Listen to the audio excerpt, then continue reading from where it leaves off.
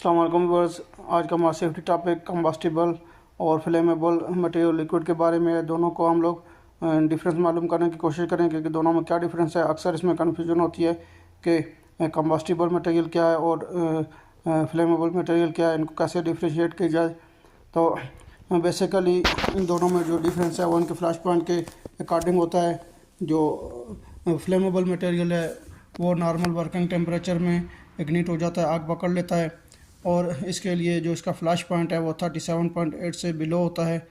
जैसे कि पेट्रोल हो गया, केरोसिन ऑयल है या एलपीजी गैसेस वगैरह, ये फ्लेमेबल लिक्विड और मटेरियल की लिस्ट में आती हैं और ये नॉर्मल वर्किंग टेम्परेचर में आग पकड़ लेती हैं। इनको सिर्फ आप लोग लाइटर जलाएंगे तो ये चीज़ें आग पकड़ लेती हैं। इसके लिए कोई एक्स्ट्रा एफर्ट की या एक्स्ट्रा टेम्परेचर की ज़रूरत नहीं होती।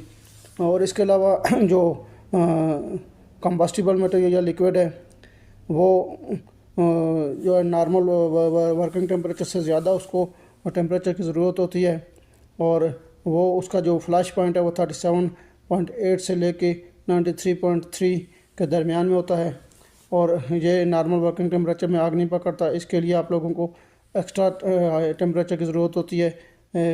फॉर एग्ज़ाम्पल डीजल है या फिर आप लोगों लकड़ी वगैरह हो गई, प्लाईवुड लकड़ी वगैरह, इनको जो है इसके साथ में आप लोग कोई दूसरा फ्यूल डालेंगे, जैसे लकड़ी के साथ में केरोसिन ऑयल वगैरह या पेट्रोल वगैरह, तो उसके बाद में लाइटर जलाएंगे तो उसको आग लगेगी। तो ये डिफरेंस है कंबस्टिबल फ्लेमेबल मटेरियल में।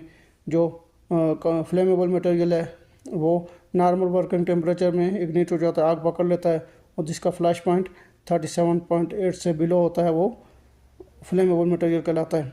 और जो कंबस्टिबल मटेरियल है वो नॉर्मल वर्किंग टेम्परेचर में आग नहीं पकड़ता, इग्निट नहीं होता, और उसके लिए एक्स्ट्रा टेम्परेचर की ज़रूरत होती है।